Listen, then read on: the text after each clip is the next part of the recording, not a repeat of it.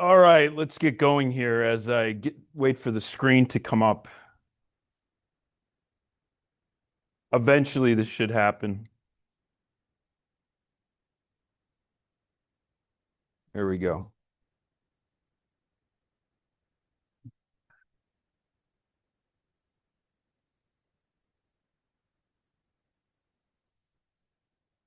While we're waiting for this to sort itself out, I'm going to make some announcements and take whatever questions you have about obviously anything related to the class. But as far as my announcements, on Thursday, a friend of mine, a professor at another university, and I are going to do a combined talk about what's going on with the United States and Iran. That's going to be a Zoom event. He's going to cover U.S. Iranian history roughly from the 30s into the Iranian Revolution in 1979. And then I'm going to try to cover everything else from the early 80s to today, which you could spend, I don't know, 72 years on. We'll try to deal that and then try to figure out what's going on today. That is going to be a Zoom event. So all that information is here if you are interested, and it's another extra credit event. So other than that, what I would encourage you to do, if you haven't already, obviously turn in your document analysis if you haven't already.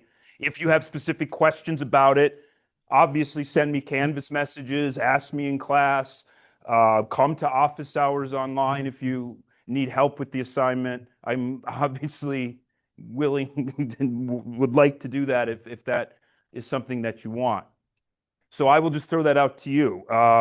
Get the work in. Even if you turn something in late, it is going to be better, even if you get a late penalty, because I'm going to reward the students. I have to be fair to the ones who turned it in on time. But even if you get a late penalty, it is better to turn that in than not turn it in, I guess would be my advice. So I'll throw it out to you. Any other questions, reactions, anything I can address before we dive into today? Yeah. It does. I have no way of knowing, but off the top of my head, we aim it to be an hour and a half.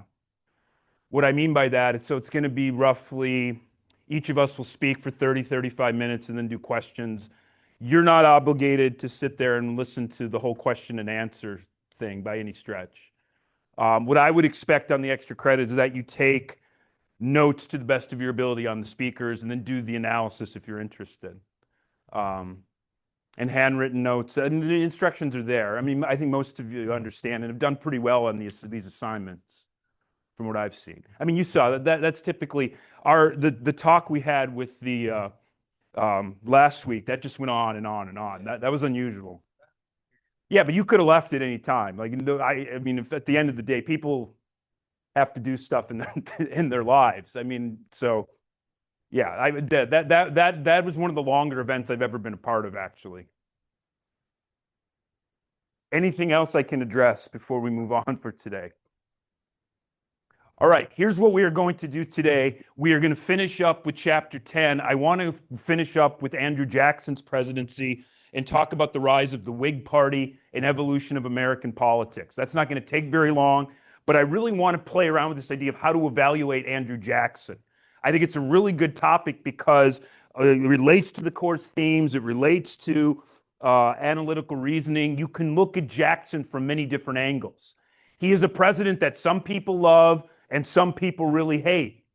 And we'll try to get around that, get to why that is, and talk about him.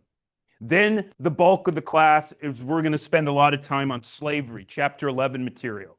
And what I want to do is, to the best of our ability, understand the general characteristics of slavery, how it impacted life in the United States, and how Southern, the slave states, but predominantly the Deep South, organized around the institution of slavery, the debates created about it, how people more or less justified it in their minds, the violence of the institution. Ultimately, it's an institution that flows from violence and the systematic use of violence.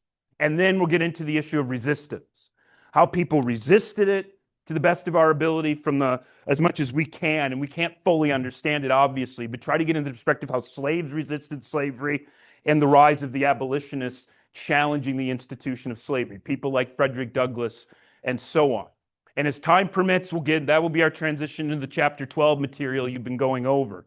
Look at the Second Great Awakening, Transcendentalism, Henry David Thoreau, all this fun stuff. So that is what we're going to do today. Now, where I want to start with is this political cartoon right here, which is not perhaps as big as it should be. But what we have here is a picture of Andrew Jackson as a king. He's literally pictured as a king. This right here says veto. And what he's stepping on here is the Constitution. This was supposed to be, for lack of a better word, this was supposed to be the context to make sense of Jackson, who's succeeded by his at one time his vice president and one time his Secretary of State, Martin Van Buren, who's going to have a mess of a presidency, which we can say more about in a second. But if you look at this, what is the argument that whoever came up with this cartoon is trying to make about Jackson? How do we understand it? How would you analyze a political image like this? Yeah. That he's some type of dictator, that he has somehow upset the constitutional order of America. That's why you have to look at his entire presidency, what he did. Did he do this by vetoing specific congressional laws like on internal improvements, getting rid of the national bank, his treatment of Native Americans, although not that many Americans were that unhappy with that, some were, but you have to go through all the ways that he's analyzed, the nullification crisis and so on. I mean, to think in your mind, at the end of the day, was Jackson a good president or not? I mean, his economic policies led to the crash and burn of the Second National Bank and one of the worst economic moments in American history, as described in your textbook, is the late 30s into the 1940s. Our banking system collapsed. I don't even want to go into the whole idea that the national bank, when it went out of business, more or less destroyed the US money supply. It made it very, very difficult for banks to lend money to people. Banks collapsed. And at the time, and I can say more about that if you want, your textbook does a very good job on it. But at the time, if your local bank goes out of business and your savings are in the bank, what happens to it? In 1830, I'm not even getting into the whole attempts at the state level to create state banks. Yeah, I honestly didn't hear you. Yeah, it's gone. It's up in an air. It's up there. It's in a poof. It's gone. I don't want to be difficult here, but you're being a bit too loud over in the corner. No, worse things have happened in class. I just want to tell you. I'm just trying to be fair. I mean, for what you're doing is pretty benign. To one student, when I first started teaching here, just started talking on their cell phone in the middle of class, like sitting right in this corner right here. So imagine I'm teaching and someone's like, "Oh, hi, mom, how you doing?" That's far worse than what you're doing here. So I'll leave it at that. But at the end of the day, what I'm getting at here with this whole presidency of Jackson is a lot of Americans did not like how Jackson behaved. That is how we get to the Whig Party.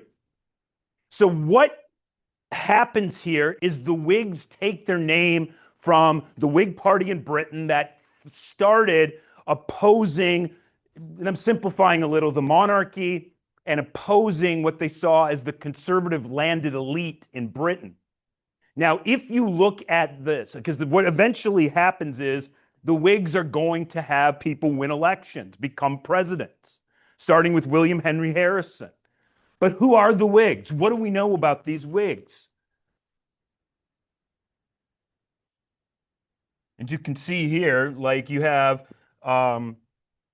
the paraphernalia here for William Henry Harrison running for president in 1840. This is this whole image of Van Buren here, William Henry Harrison here on the hard cider train. One of the political campaign, one of the things that the Whigs did with William Henry Harrison, even though he came from a very elitist background, is that they portrayed him as a common man.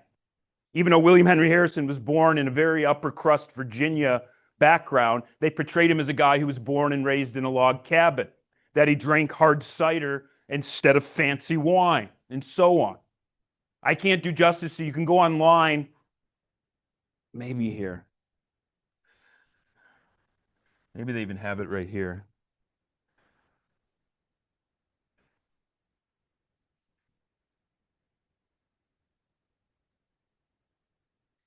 Yeah, they'd have these political images where they would show Martin Van Buren drinking hard cider and he couldn't drink it because it kind of messed up his elite sensibilities. I mean, to me, it would be the difference today, like the common people drink Bush Light as opposed to fancy beers. I don't know if that makes any sense. I know when I was in college, people like to certainly drink that type of stuff. But at the end of the day, excuse me, who are the Whigs? What do we know about them? What kind of policy? How do they differ from the Democrats?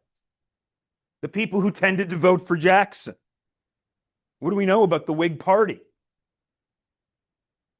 Who are these gosh darn Whigs? I mean, the Democrats tended to be the party of immigrants, Catholics in particular, common farmers, common workers. In the South, it tended to be people who wanted to keep and maintain slavery. So who are the Whigs? What type of people could we think of could come with the Whig Party?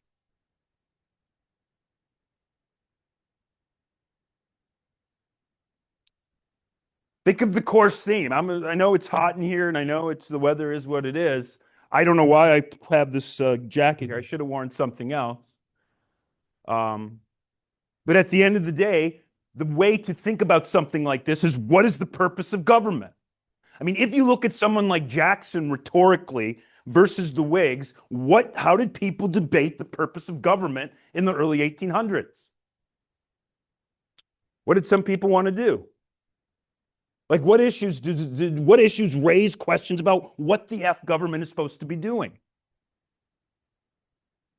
Well, yeah, some people wanted limited government. They did not think the government should do certain things. That is why Jackson and others veto internal improvement bills where the federal government would spend taxpayer money to build things like roads, to build canals.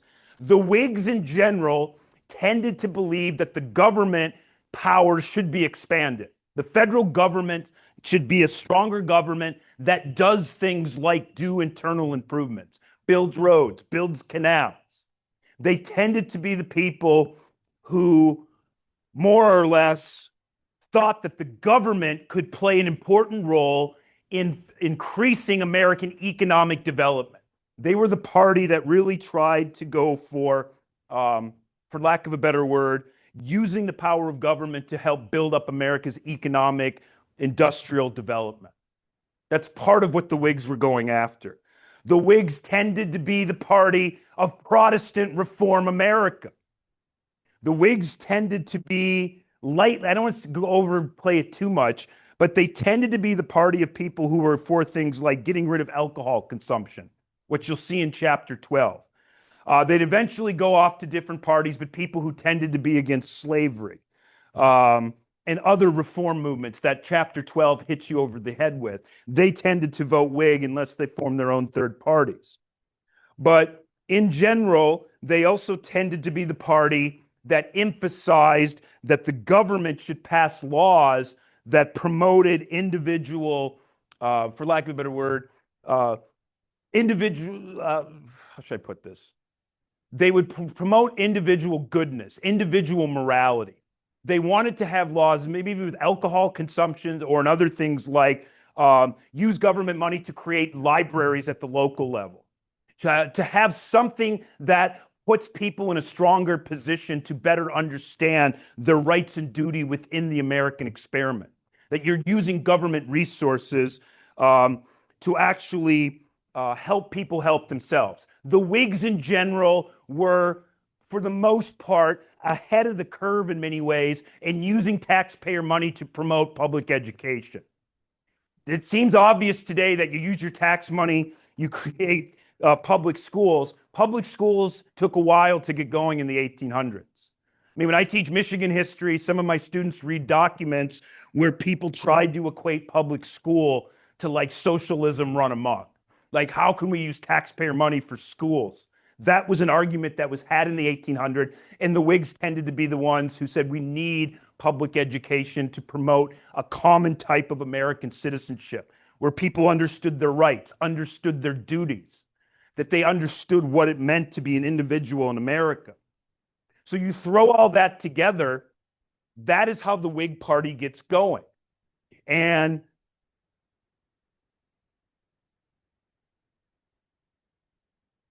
by saying as little as possible, they win the election of 1840. And what happens to William Henry Harrison pretty quickly after he's elected and inaugurated?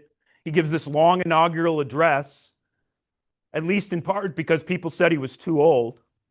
People at the time, he was like 69 years old in his 60s, and people were worried that it was really, really old to be president. We live in a different era today where presidents are older. I mean, you don't remember this, and I don't even remember this, but my dad was telling me that people were freaked out when Ronald Reagan got elected in 1980 because he was 69 years old. People generally worried if a person could be 69 years old and be president of the United States. That ship has sailed with our last two presidents. But at the end of the day, when you look at all this and you throw it in a pot, stir it around, what did Harrison end up doing?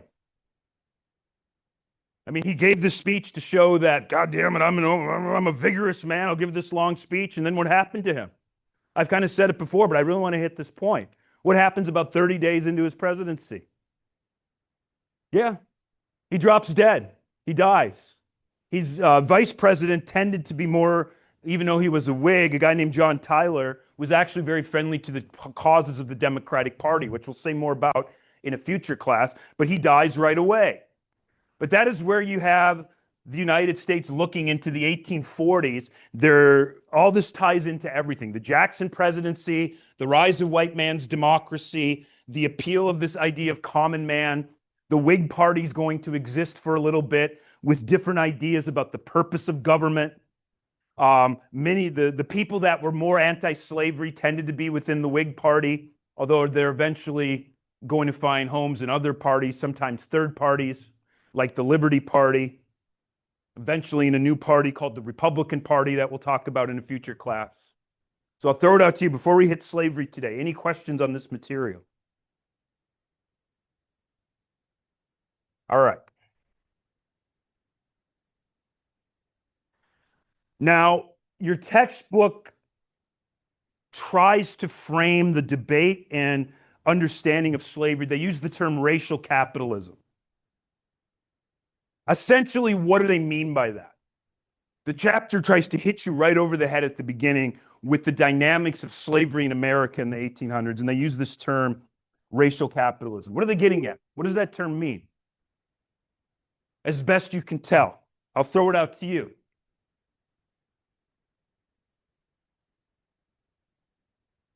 What do we mean by the term racial capitalism? And it's connected to these like Eli Whitney here and all this other stuff. Yeah, go ahead.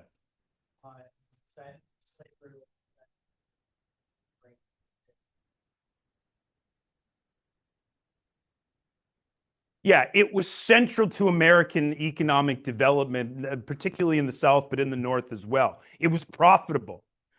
For a long time, slavery was often portrayed in textbooks and in other areas as being a backward institution, as not being profitable, as kind of a decaying institution. The more and more slavery has actually been studied, the more and more people look at it and see that it was quite profitable. The Southern economy in many ways was growing. Slave owners accumulate a ton of wealth. Some would even say, people debate this point. Your textbook runs with the idea that the wealth generated by slavery actually made the overall level in the wealth in the slave states more than in the non-slave states. Some would quibble with that. But at the end of the day, the whole point of it is that slavery was adopted, and this is the key point I would star in my notes, what I think the textbook's trying to get at. It was a modern, profitable institution that wouldn't necessarily just have gone away. It wasn't dying out. That's what I think they're trying to, why they use the term racial capitalism. And that is the context to understand this, because what the South became is one of the largest producers of cotton on the planet. You can look at these statistics till the cows come home. You can talk about the cotton gin and Eli Whitney. I mean, the cotton gin, essentially, what did the cotton gin do? Why is it mentioned in every gosh darn book you're ever going to read on slavery in America? This inventor northern inventor who had a long, convoluted career at Yale University, of all places. What does Eli Whitney, what does the cotton gin essentially do? Yeah, it makes it easier to pick cotton. You put it through a machine, it takes out the seeds. It makes the actual turning of cotton from the fields and getting it in a way that you can actually use it for textiles and industrial development. It speeds it up immensely. It's a hugely important innovation. But it's not the whole story, because if you look at how your textbook frames it, why is there so much increase in cotton production? It's not just that you have Eli Whitney invent the cotton gin and slaves start using the cotton gin. What else is going on? I mean, I guess my hint for you, building on what's in your textbook, is to look at this map. Another thing that the textbook tries to hit you over the head with is slavery, is what is happening to slavery, especially after the transatlantic slave trade. U.S. participation is formally ended in 1808 when Thomas Jefferson signs that law that says the U.S. is out of the transatlantic slave trade. But what else is happening? What are slave people, if I can call them that, what are they doing? You can look at this map here. What is happening? Especially since cotton as a crop is very hard on the soil. It depletes a lot of the resources and nutrients in the soil. So what do people do? What do slave owners do? They just sit there and be like, oh, well, that sucks. Well, they plow it, but then what do? I mean, you're absolutely right. They have to find ways to rotate it around.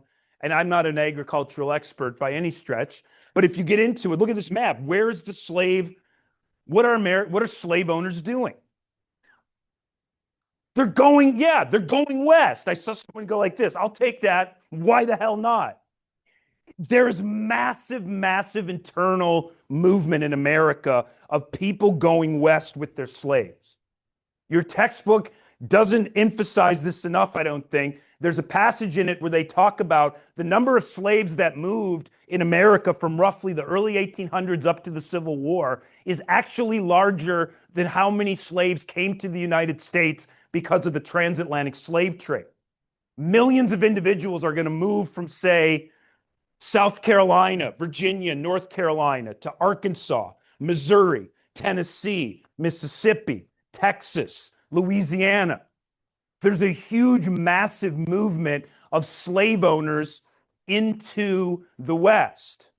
And this is all the time. Another big thing that you will talk about more when you look at chapter 13 material is why so many Southerners wanted the United States to take territory from countries in Latin America during this time period. In places like Cuba, Nicaragua. There was a big idea among many Americans that they should take foreign land and then that would be used for slavery, which is why it didn't happen, because many people in the North said, we don't want to do that. We don't want to upset the sectional balance. So when you throw all this in a pot and stir it around, you have the massive movement of slave, the expansion of cotton production, where the United States becomes central to the rise of the modern industrial economy of the world. And that is the place, I think, to try to grasp into how it impacted Southern society, based on the material in your textbook. If you look at how they try to describe white patterns of life in the slave states, it's a hard subject to wrap your head around, but in general, what does your textbook try to say about the average so-called white people living in slave states? What are the so-called, I guess the starting point would be what percentage roughly of people own slaves, as far as we can tell? Do all Southerners just walk around with slaves? What do we know about this? And it varied by state. I don't want to be misunderstood. It varied a lot by state. Yeah. Go ahead.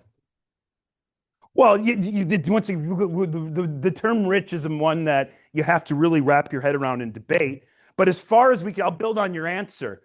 Roughly 1/4 of Southern white people owned slaves. That varied a lot by states. Some states like Mississippi, South Carolina, South Carolina, excuse me, Mississippi, it was roughly half.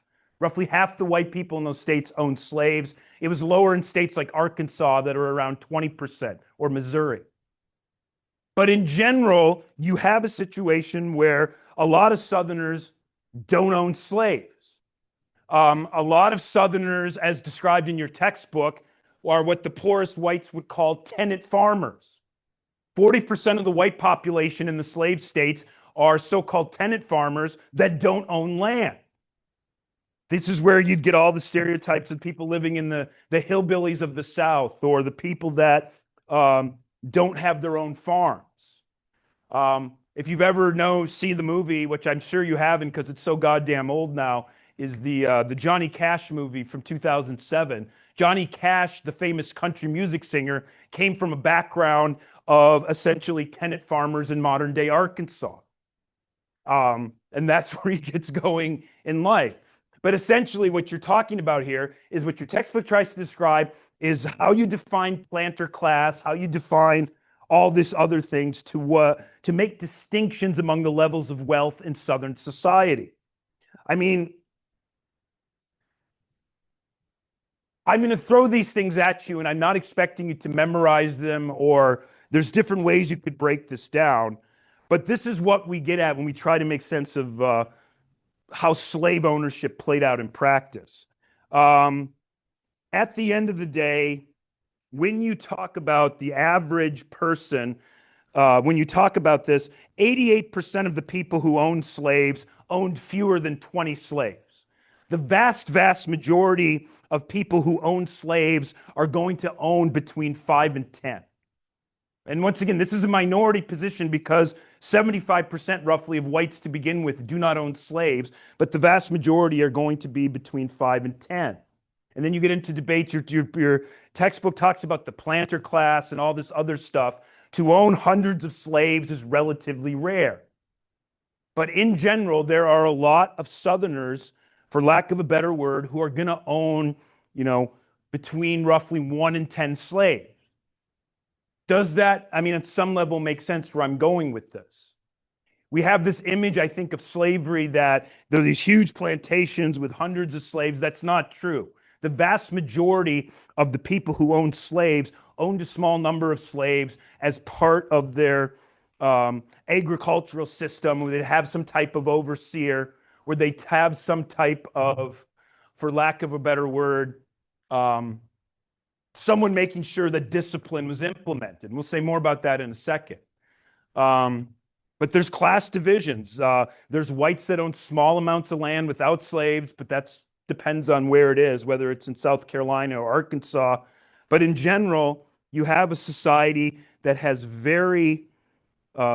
this planter class is a very small percentage of the population that own lots and lots of slaves, but they really dominate Southern politics. What your textbook is really trying to drive home, that this elite planter class, which is a very small percentage of the population, and very rare to have someone own 100 slaves, 200 slaves is very rare, but they are the ones who are going to dominate Southern politics, which we'll come back to when we talk about how you get to the Civil War.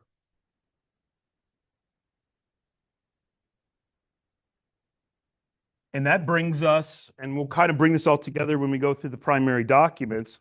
What do we know about the lives of slaves before we even get going? The two documents that really begin to get at this are Frederick Douglass's assigned primary source and then the Lydia Child document. But before we get there, what do we know about the actual ways that slaves lived? What did they do? What was their job? Well, how did they live? I want to get a sense of what you take from the readings from this. When the Civil War, when you get to the 1860s, there are roughly 4.5 million people of African American descent in America. Roughly, depending on who you read, 3.8 to 4 million are going to be slaves. Roughly 500,000 free African Americans. A slight majority of them who are free, a slight majority live in slave states. Although there's well-known African American communities in cities like Boston, New England, New York, cities in New York. We'll say more about that. But what do we know about what slaves did? What did the vast majority of slaves do? What was their lives, as far as we can tell? Work doing what? I'm being specific here. Yeah, they were agricultural laborers. 90% of slaves are agricultural laborers who pretty much worked from sunup to sundown and had a lot of oversight in the production of cotton. What I mean by that is that someone was making sure that using violence, usually making sure that they were doing their jobs. There's some exceptions to that, producing things. Your textbook mentions briefly like the cattle industry in South Carolina, indigo in South Carolina, rice in South Carolina. Slaves tended to have more autonomy. But in general, most slaves are going to work on farms. Um, a small number of slaves work in the cities doing some type of what you would call industrial type of labor. I mean, that's not even that's maybe a better way to put it is skilled positions, um, like working as carpenters, um, working on ships to build ships. That's how Frederick Douglass in Maryland, how he eventually ended up. He was became a person who worked in the shipping industry, more or less waterproofing ships, wooden ships when they went out into the ocean. Um, a small number of slaves worked in actual industrial factories in slave states, but that's really unusual. The vast majority are going to work in farms. Some of those slaves who lived in, say, um, Mississippi, some of the slaves did household labor. I mean, working as maids, working with horses, doing some type of household production that wasn't working in the field, but most did. I mean, working as butlers, things like this.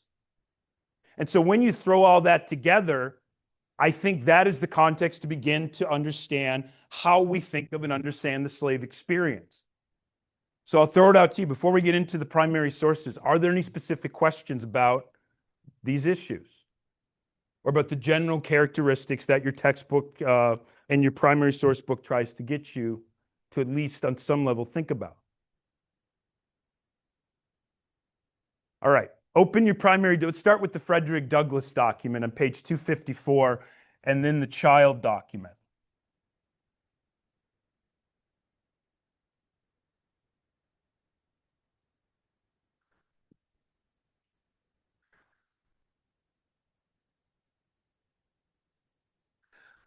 Yeah, Frederick Douglass, Narrative Life of Frederick Douglass, and Harriet Jacobs.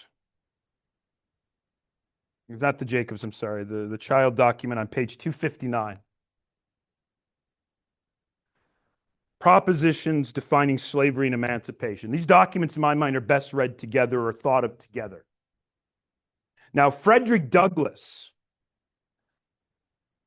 he's one of the most famous abolitionists, famous African Americans. He's a well-known figure. He's going to talk a lot to Lincoln during the Civil War. He's someone who escaped slavery. He wrote a book about it. You can read it, probably for other classes. But it's someone. He's a long, interesting career, and he would live long after the Civil War and write a lot about the future of America, which we will get to at the end of this class. But in these documents, what, if anything, stands out about how they describe the actual practice of slavery?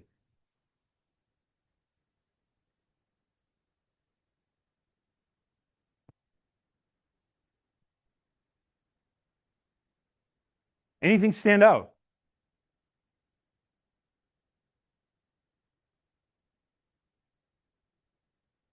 Dun, dun, dun.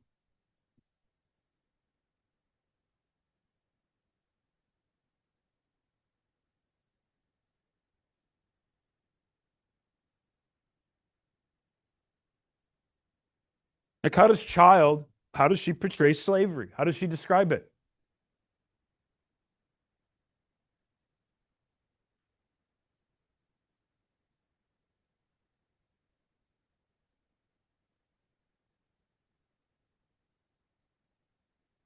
Does anything stand out about her book or her take? Before we even get to the Douglass document.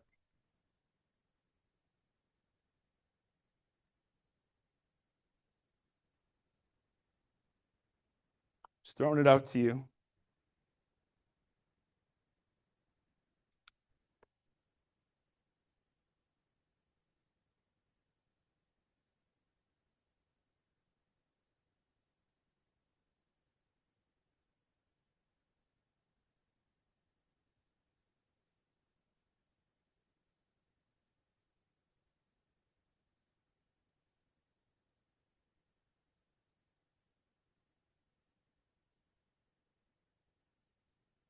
I'm letting you think because I know you all brought your books and you're reading all this stuff every day and every night, talking about it on the weekends, I'm sure. Go ahead. She says that like as black people go and have more like a will to learn and stuff, he's calling it sinful to like repress that from them. Yes, very good. I mean, she's trying to drive home in how I would think about and understand this argument that slavery is contrary to everything we know about human natures and human desires to be free. That the whole institution is an exercise in perpetual violence and perpetual control that denies the basic dignity of the individuals. This woman became one of the most well-known abolitionists in America, described in your textbook, described here in the document book. She's really trying to drive home the point, not only the violence involved in the institution, but it's contrary to human nature. The really interesting part of this is on 261 when she talks about slave codes and she compares it to what's going on and comparing it to Europe. Why does she bring up Europe? And if you don't remember from the document, think about it in terms of just how you compare things. Why would somebody bring up an empire like the Austro-Hungarian Empire in Europe? Why does that come up as a topic of conversation?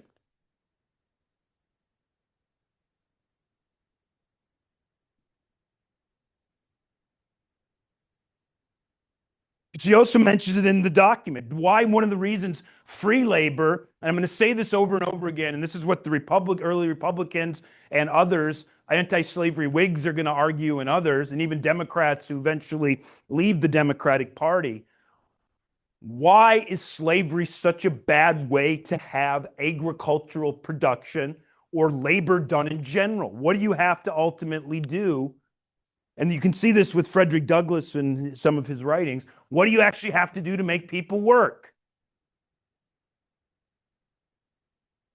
Do people work because they want to work? Well, how do you give them incentives if you can't pay them more?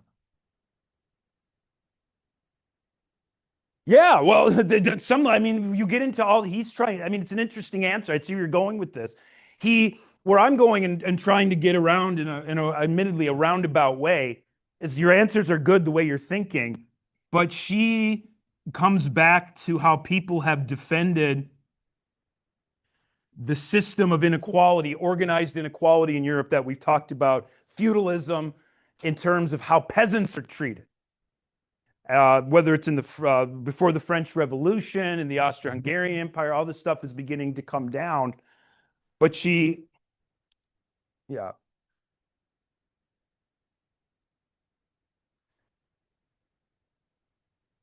She mentions European feudalism because in her mind, why Europeans started to fight against this and get rid of it is because it was a system that benefited the few and exploited the many. That's how slavery works. Predominantly, the benefits go to the rich planter, the rich elite class. It doesn't even go to benefit most whites. Like I said, most whites don't own land. They're tenant farmers. By overall standards, wealth is very unevenly distributed in the slave states because most of that wealth is going to go to the people that have the most investment in land and slave. That it is essentially a terrible, even more exploitive form of feudalism, is what she's getting at. You have to decide, I mean, ultimately how persuasive this is, but it's ultimately your answer is an interesting one because in general, Most of the incentives we have in contemporary world, like if I want to work harder or you want to work harder or you get a job, what makes you want to actually do well? I mean, I'm not trying to be over the top here, but what do most of us expect if we show up and do well in our job? Yeah, to get paid and to be rewarded, be promoted, get a raise. There's not that type of incentive in slavery. You can't tell the workers you're going to pay them more or give them land or give them bone. She thinks it's a system of labor that's contrary to basic human nature. That we expect certain things in terms of how we are going to be rewarded or not rewarded for what we do on the job. Not to mention all the stuff she talks about with the systematic use of violence here. And I want to go to the violence documents in a second, but what she's trying to do, and you have to decide how persuasive this is talk about how much slavery is contrary to basic human decency and basic human nature.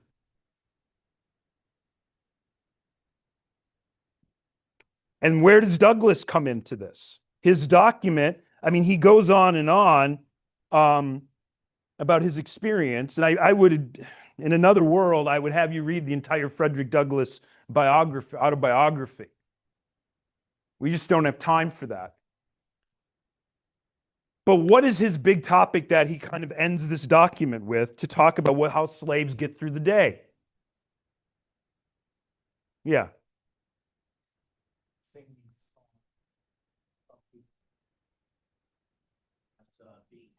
Yes.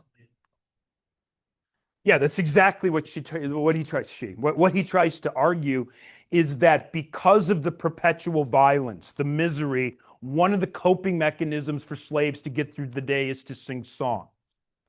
I'm going to go over this in a second. I would even go further here, building on Douglas's document, why it's such an important document, that song, slavery, spirituals become a form of resistance against the institution of slavery, invoking images and stories, however you want to define it, from the Bible. And we'll get into, I want to give you examples of this, but it's very clear that slaves try on some level to use music, to use songs, and eventually what is in the Old Testament and even the New Testament in the Bible as a way to cope and deal with and challenge to some degree the institution of slavery. And there's a lot, these documents here, the Douglas document and the Child's first primary source, they get into it because you have countless examples of violence in the institution of slavery. I mean, your textbook really any textbook on slavery now, I can guarantee it, they're going to tell the story of Celia and a guy named Robert Newsom. Every textbook I've looked at or reviewed for whoever, a chapter on slavery is going to mention this individual. But you also have the document, we'll go over here in a second, the Harriet Jacobs document. What is the story of Celia and Robert Newsom? Why is that something that always goes into these stories about slavery? Who's Robert Newsom?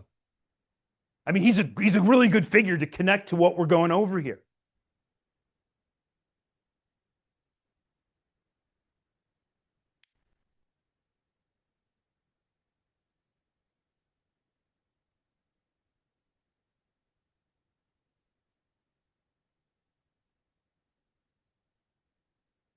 Moves from Virginia to Missouri.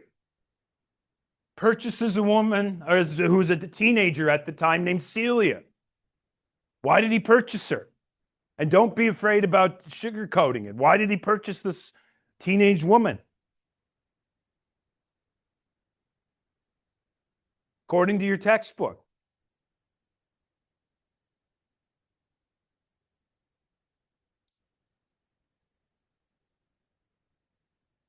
Maybe let's go through the Jacobs document to help us along here. In essence, when you look at the Jacobs document, which we quizzed on last class, what does Trials of Girlhood 256 to 258, in effect, what does she recount in that document of her slave experience? Yes, it's exactly right. It's 100% A for the day.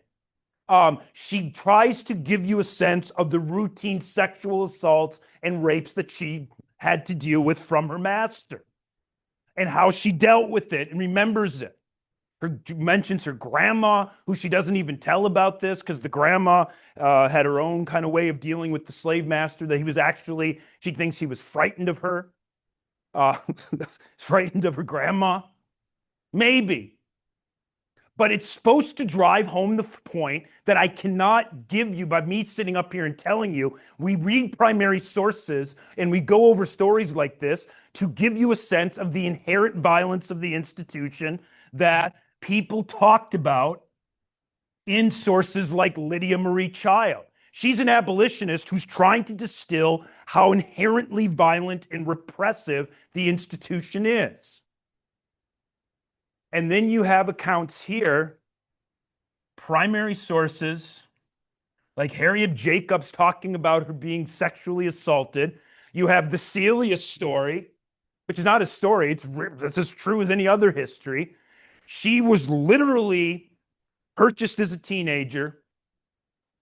Robert Newsom's wife died. He had daughters with his wife. He literally made a house across from their main mansion or big house where he kept Celia and then ended up basically sexually assaulting her all the time. They had children together.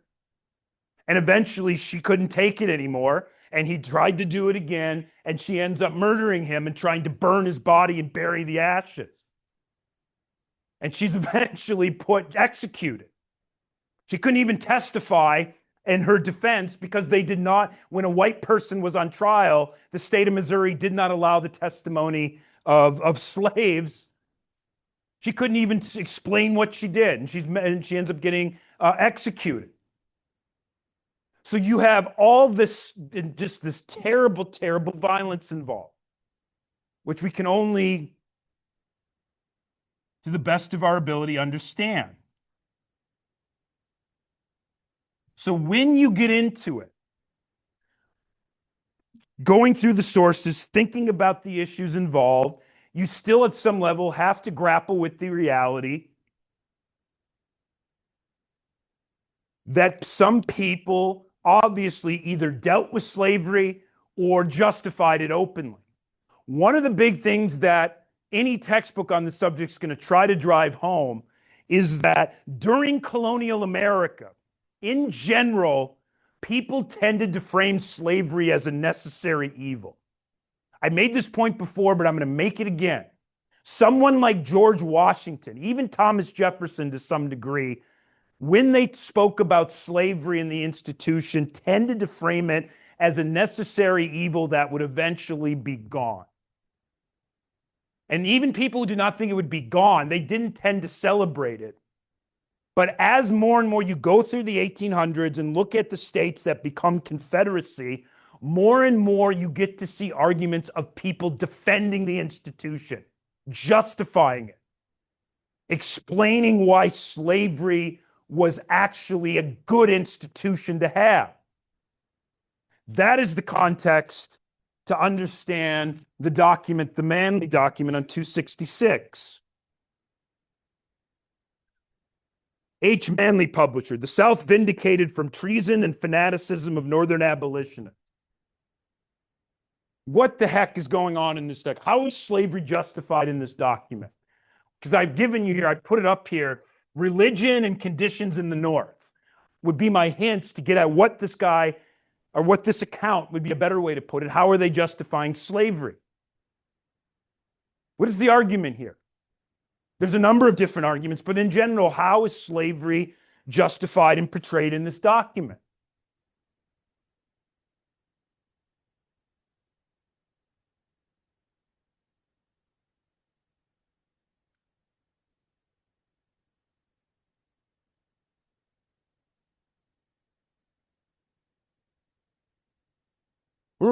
As I talk with a marker in my mouth, that's got to be annoying to listen to.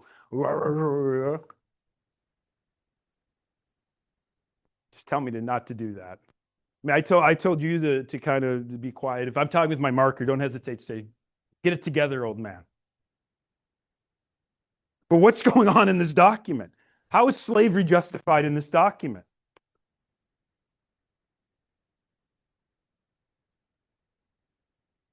Well, it depends on the context. I see where you're going. It depends on the context. You need to figure out. I mean, they're trying to talk about, um, to build on your answer here, that slavery is a modern functioning institution. It's not economically backward. A lot of people are going to try to defend the institution of slavery, that it is actually a modern functioning institution. But in terms of what else, I mean, at the end of the day, why are the abolitionists wrong? Yeah. Because founders didn't ban slavery when they had to dance. Why did they bother now? Kind of. That's part of it, because it's working well. The modern economy is based on having slave labor. Industrialization in the North even is dependent on consistent access to cotton that's largely produced by slaves in the United States. It's not the only place on the planet that turns cotton into essentially materials that can be used to put them through the looms and all this stuff with industrialization. But they are saying that slavery as an institution is central to modern economic development and modern economic growth. It is central to the Industrial Revolution.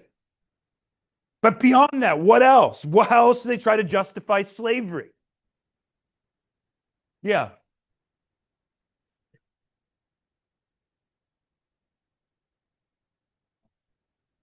People with bad and Well, they try to downplay the violence, and they actually try to advance the argument. What this document's trying to do, and you have to decide how true it is, that slaves are actually better off than northern workers, say in a city like Lowell, Massachusetts. Slaves have a better life and are treated better than workers working in a factory. I would say Irish immigrants that come over and work in a textile factory in whatever, Boston, Massachusetts. Slaves are actually better off.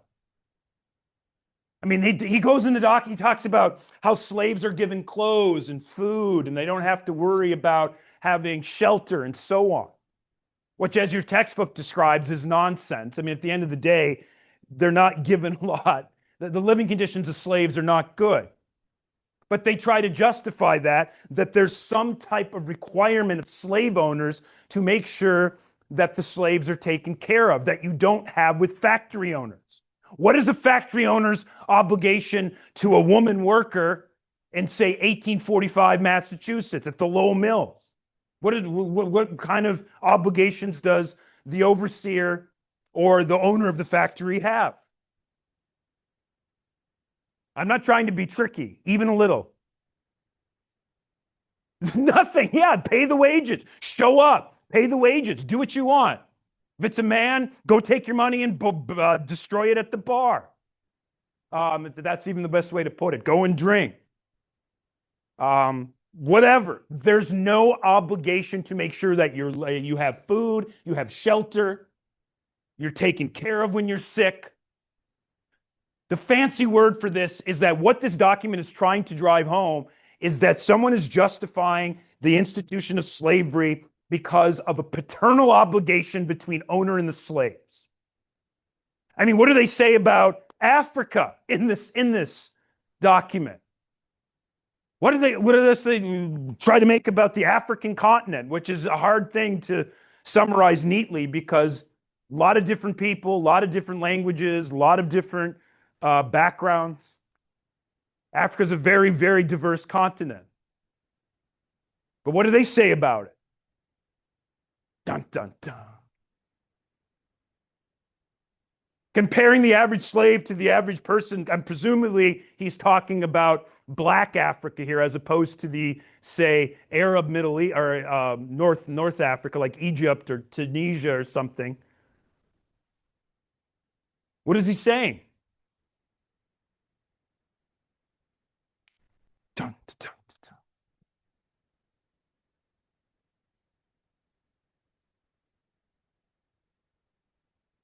Yeah.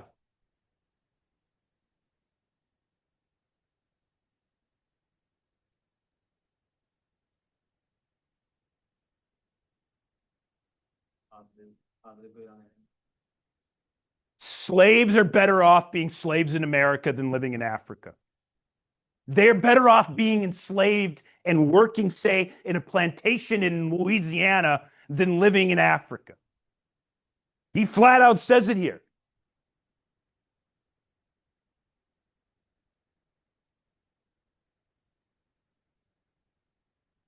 The whole thing that he's trying to drive home, I mean, there's so many points in this document, are arguments like that. He also tries to drive home the point that slavery promotes white equality in the South. Whites in the North are divided by class issues, industrialization. Whites in the South get along better because they have a common interest in that a lot of the terrible, terrible labor is done by slaves. The argument's very, very, very questionable, but that's the argument. And it even says it here on 270 on the left side of the screen. It promotes equality among whites.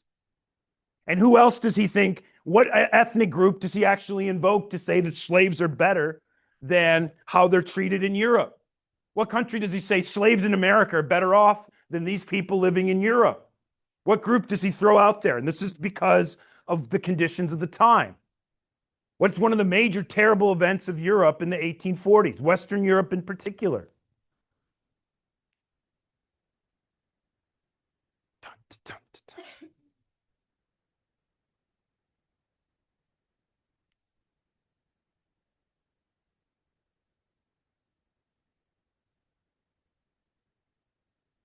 Where do a lot of people move from or die in the 1840s? What country?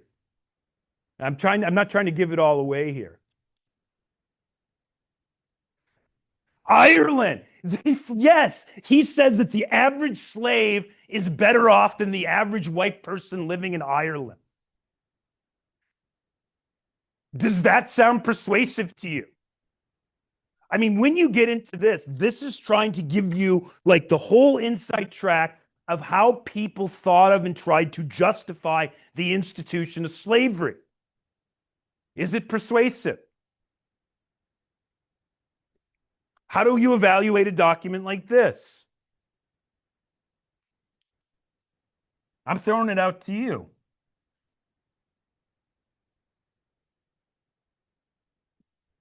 Is it a product of its time? Does it make any arguments worth considering?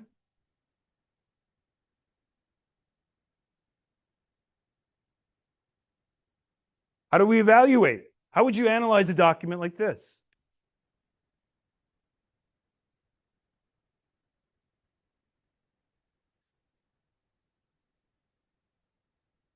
Go for it.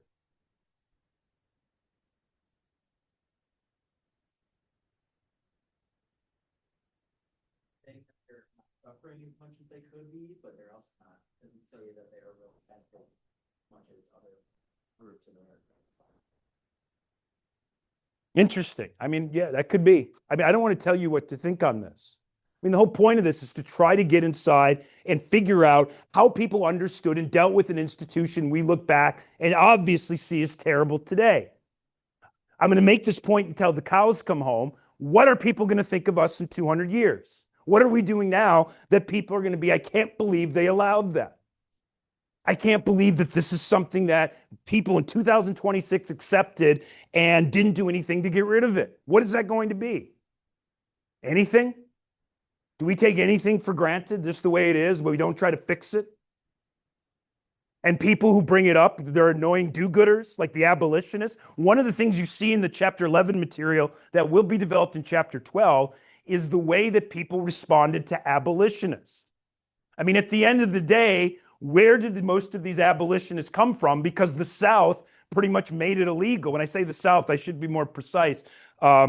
Slave-owning states, what in general did they do as far as arguments against slavery? What did most state governments do? Even Congress did this. They didn't allow it to be discussed. What did a lot of states do? What did they make illegal?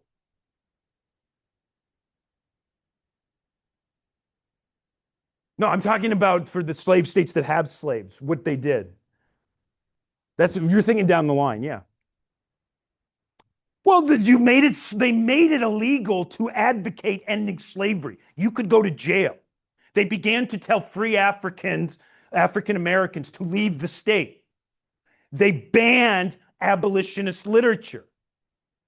I mean, that's the whole point. To drive home this, before we even get into the issue of resistance, not the rise of abolitionists like Lydia Marie Child, William Lloyd Garrison, the Angela Grimke document on page 274. Like, what is going on in that document? To drive home this point here. I mean, it became a crime to be an abolitionist in a state like South Carolina. If you publicly advocated it, you could pretty much expect to go to prison. Angela Grimke, the Campaign Against Slavery.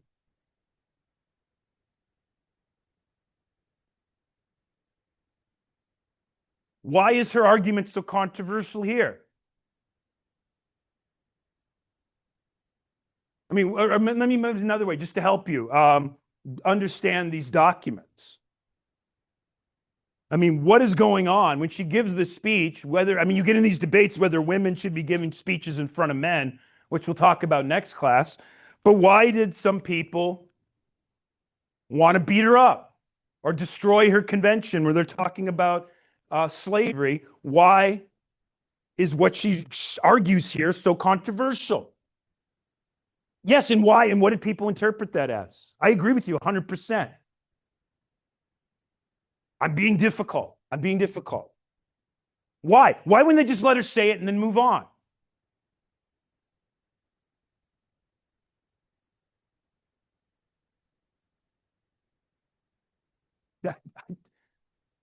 These are tough questions, I admit, but God damn it, we're going to go over it.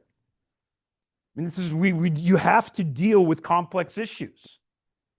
I mean, not to compare the two. I don't want to compare the two, but when I was a kid in the 1980s, I'm a child in the 1980s, Reagan was president. I don't remember ever seeing anybody with a kid having a helmet on. Like, you just didn't wear a helmet. There are cities in America today where you can, not so much around here in Michigan, but I know people who have kids, if they bike without a helmet and they're under a certain age, parents can get in a lot of trouble for that.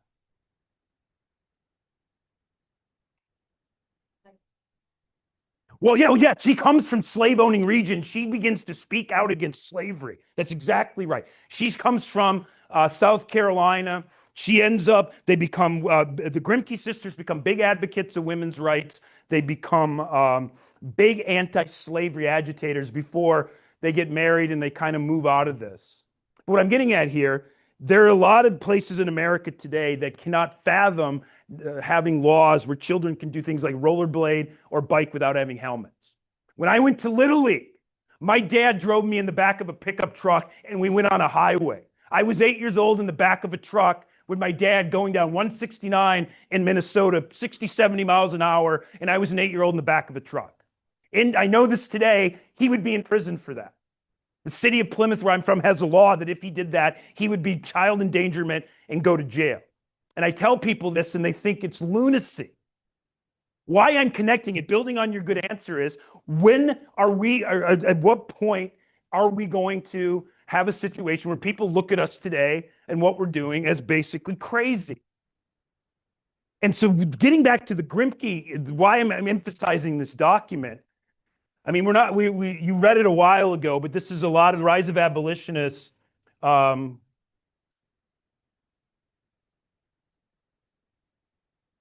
David Walker document. It's actually his appeal to the colored citizens of the world.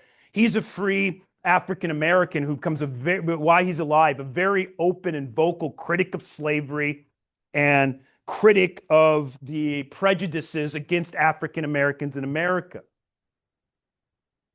But getting back to the point that I'm talking about here, if you try to understand why this argument, the Grimke sister, is so controversial, if I can get to it here.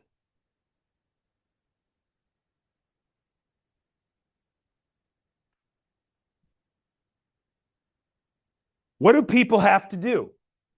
This is where I'm going to connect this all for you today on this fine, hot classroom day, where my basement's flooded from all the rain. I mean, at the end that we've had. When you throw all this into a pot and stir it around, what does she encourage people that they can't be? This is directed at Northern opinion. Southern opinion, it's illegal to be anti-slavery. It's illegal to have abolitionist literature. But in the North, what is she telling people that they ultimately have to do? This is a tough question, but I think it's central to understanding her arguments here and why she says she doesn't care if they basically destroy her conference and beat her up. What do people eventually have to do? Yes, who said that? A for the day, like apples, oranges, peaches, mangoes. You can't be neutral. There's right and wrong. You eventually have to take a side. You can't just go through the motions, let it go. One of the reasons that abolitionists, and this is why I'm emphasizing this, why abolitionists really angered people, why abolitionists like Eli Lovejoy and others are going to be killed by Northerners and Southerners too, who are not exactly known to be violent, is because they were telling people not to be neutral, that they had to take a side, and if they were going to be on the right side of history, they had to be against slavery. That there is no way you can be neutral, just let it go. It's an issue that has to be addressed. That's what they're getting at. They're telling people you can't just sit there. I like the word you use. You have to take a side. That is why there's so much violence and why abolitionists were not that well liked. Michigan as a state has a very good anti-slavery record, but even in a state like Michigan, going from a territory to a state, abolitionists were not popular. They were known as annoying do-gooders who were causing problems, creating havoc. Is there anything like that today when people turn on the TV or go to fairs or do whatever, where people are telling we got to change how we do things and people just annoying do-gooders? Whether it's the environment, whether it's crime, whether it's our foreign policy. Are there people we just listen to and say like, shut the fuck up? That is how people viewed abolitionists. And when I'm emphasizing this, it wasn't just in South Carolina. It was in states like Minnesota, Michigan, Indiana, so on. So I'll leave it at that on that issue. But that, to me, you get into all these debates. The child episode, the document, which we can say more about, she's trying to deal with the issue that there's more than just, for lack of a better word, the issue of slavery is just the tip of the iceberg. There's a lot of anti-African American racism in America, even in the North. It's not just the Southern issue. The issue of equal citizenship matters because a lot of Northerners don't want to sit on trains next to people of African descent. They don't want to ride next to them in carriages. It's not as if, I guess what the document is in here is that there's still racial inequality issues beyond slavery. So before I get to the issue of resistance and wind down class today for our last few minutes, are there any questions about this material or the larger points of these documents? Because to me, the big thing to build on this is how you have slaves resist the institution. As far as we can tell, how did people challenge and try to get rid of the institution of slavery beyond abolitionists, Grimke or whoever, making speeches and urging Americans to get rid of it? I mean, the abolitionists are going to be among the first people in the country to really advocate and call for the Constitution as mandating, in their minds, an equal citizenship for everybody. But when we get into it, what I would talk about here is you see the desire for freedom, but you have all sorts of examples of how people oppose slavery. One of them that was not that common. Before we even get into the particulars, I want to talk about the issue of rebellions and the Nat Turner Rebellion. What does your textbook say about rebellions against slaves, as far as you can remember or tell? How does that issue come up in your textbook?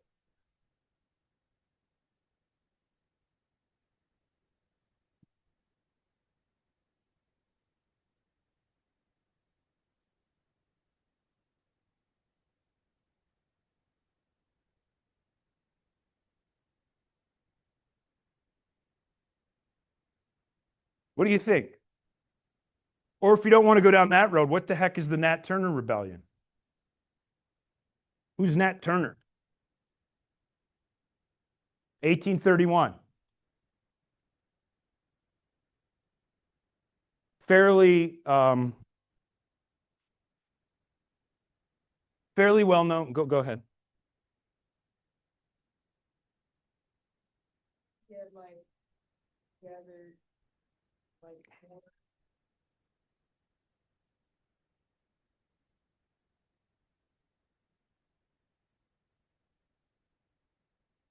Yes. Well, yeah, he burns homes, attacks people. He kills about, they specifically target individuals they thought were responsible and had done a lot of harm to the slave population. It's an armed uprising. It kills roughly 55 to 60 white people, depending on who you read. Eventually, it's put down by violence. Nat Turner's executed, and they describe it very well. The people, over 200 slaves are killed. Some are publicly executed. Some of them had their body parts, including their heads, put on pikes for people to see. I mean, this is serious stuff. But why I'm emphasizing this is that rebellions, armed rebellions, were very, very rare. There's not a lot of examples in colonial America, excuse me, not colonial America, but pre-Civil War America, early Republic America, of armed rebellions against slavery. Most of them are kind of they don't get going. They're, for lack of a better word, the system is set up for slaves to get rewarded for kind of telling on other people if they think some violent rebellion is going to happen. It's not a common event. But what freaked out the Turner example, why people got freaked out about that, is he thought that more or less he was talking to God, and God had made the message to him that slavery was wrong and that you had to basically cleanse the United States through a violent rebellion, that the sin of slavery could only be removed with this kind of armed, open rebellion. And why I'm emphasizing this now in our last 2 minutes of class is, why did this type of rebellion worry slave owners in particular? And how did they work to try to get rid of it? Well, that's part of it, yes. And in particular, how do you go about dealing with it?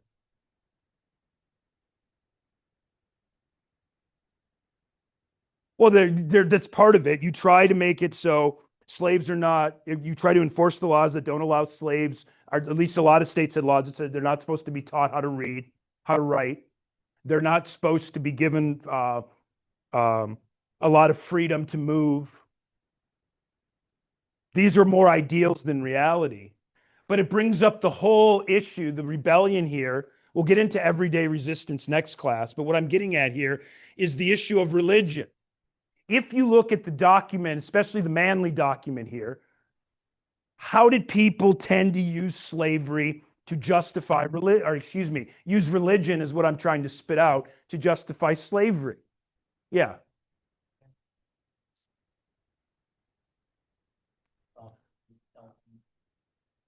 Yeah, that's exactly correct.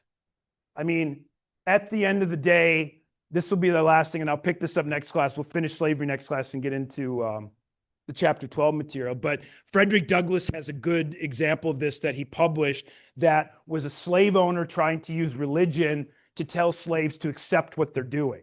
Now look at this. This was a catechism. You were supposed to repeat and say it. Look at this.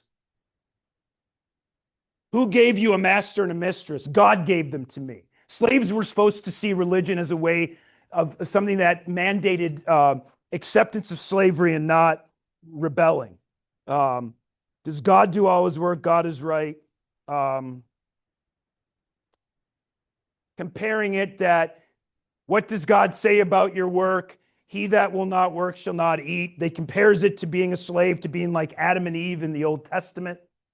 And that is where I'll let you go. We'll pick this up next class and get into the chapter 12 material. See you then.